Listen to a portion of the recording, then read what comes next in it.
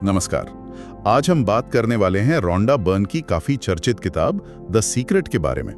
हमारे पास अवधेश राणा का पेश किया हुआ एक हिंदी सारांश है इसका।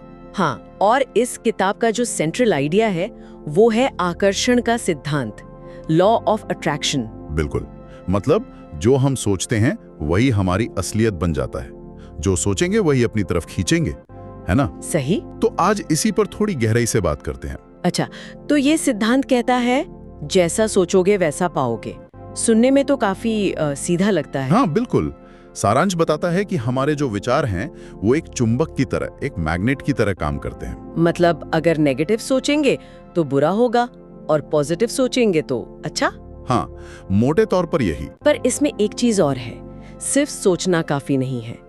आपकी सोच के साथ आपकी भावनाएं, मतलब आपके एहसास, वो भी जुड़ते हैं। अच्छा। हाँ, सोच और भावना ये दोनों मिलकर ही नतीजा तय करते हैं, ऐसा कहा गया है। ये दिलचस्प है, पर ये काम कैसे करता है? मतलब क्या कोई तरीका बताया गया है इसके पीछे? सारांश के मुताबिक हमारा दिमाग एक तरह का ट्रांसमीटर है। जैसे रेडियो स्टेशन होता है ना, हाँ। वैसे ये लगातार एनर्जी वेव्स, ऊर्जा तरंगे भेजता रहता है, हमारी सोच की तरंगे। और ये तरंगे पूरे ब्रह्मांड में फैलती हैं और फिर वैसी ही मिलती जुलती स्थितियों को, हालात को हमारी तरफ खींच कर लाती हैं। यानी हमारी सोच एक सिग्नल भेज रही है। तो अगर इसे इस्तेमाल करना हो अपनी लाइफ में तो कैसे करें? कोई स्टेप्स हैं? बिल्कुल। रोंडा बर्न में इसके लिए 3 आसान कदम बताए हैं। अच्छा, क्या है वो? पहला है मांगो, मतलब एकदम साफ साफ सोचो कि चाहिए क्या। कोई डाउट नहीं, कोई कंफ्यूजन नहीं। ठीक है, क्लैरिटी जरूरी है। हाँ। दूसरा कदम है मानो, इस पर पूरा यकीन रखो, पूरा भरोसा कि वो चीज तुम्हें मिल रही है या मिलेगी जरूर। शक नहीं करना है। ये थोड़ा मुश्किल हो सकता है शायद। हो सकता है। और तीसरा, जो शायद सबसे पावरफुल है, वो है पाओ।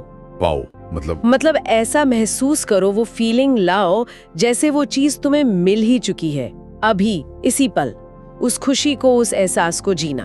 ओह अच्छा, तो ये जो यकीन है और वो मिल जाने वाला एहसास, वही असली चाबी है। बिल्कुल सही। और ये सिर्फ किसी एक चीज पर नहीं, जिंदगी के अलग अलग हिस्सों पर इसे लागू करने की बात है। जैसे मान लीजिए पैसा। अगर कोई लगातार यही रट लगाए कि मेरे पास पैसे नहीं है, कमी है, तो वो अनजाने में और कमी को ही न्योता दे रहा है। वहीं अगर सोच ये हो कि पैसा आ रहा है, मेरे पास पर्याप्त है, तो शायद धन को आकर्षित करने वाली ऊर्जा बने। ठीक है। और सेहत के बारे में? सेहत पर भी यही बात। नेगेटिव सोच, चिंता, डर, ये सब बीमारी को बढ़ा सकते हैं। अच्छा। जबकि खुशी, प्यार और खासकर शुक्रगुजार होना, ऐसी पॉजिटिव भावनाएं शरीर की अपनी जो हीलिंग पावर है उसे जगाती हैं। मतलब सोचे कि हम स्वस्थ हैं। हाँ, और सिर्फ सोचे नहीं, महसूस करें कि आप स्वस्थ हैं। शरीर फिर उसी दिशा में काम करने लगता है, ऐसा माना जाता है। और रिश्तों का क्या?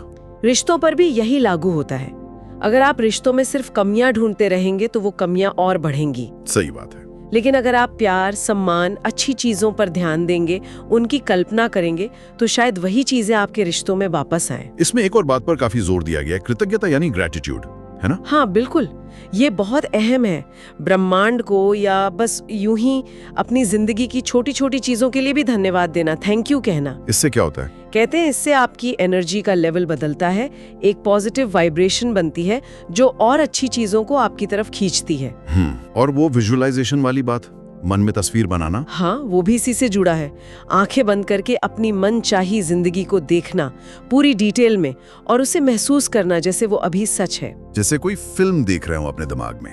कुछ वैसा ही।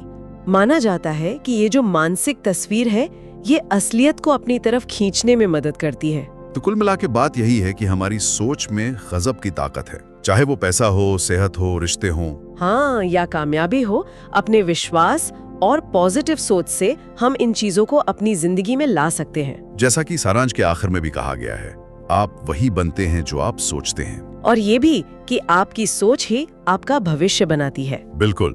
तो ये थी द सीक्रेट के हिंदी सारांश पर हमारी चर्चा। हाँ, और जाते जाते एक सवाल शायद सबके मन में आ सकता है, अगर हमारी सोच में वाकई इतनी शक्ति है, तो आज अभी से हम अपनी सोच में ऐसा कौन सा एक छोटा सा बदलाव ला सकते हैं जिसे लगातार प्रैक्टिस करने से हमारी असलियत में कुछ पॉजिटिव फर्क आने लगे।